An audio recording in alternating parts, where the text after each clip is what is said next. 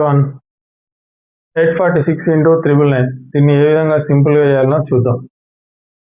First step వచ్చేసి దీంట్లో -1 తీసేద్దాం.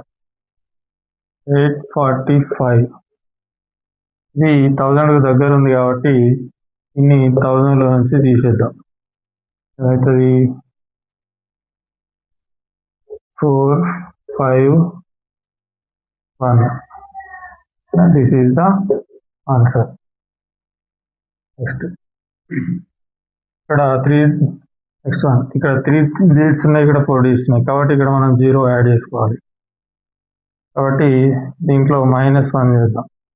346 ఇదేంది 10,000కు దగ్గర ఉంది కాబట్టి దీన్ని 10,000లో నుంచి మైనస్ చేద్దాం. కాబట్టి ఇక్కడ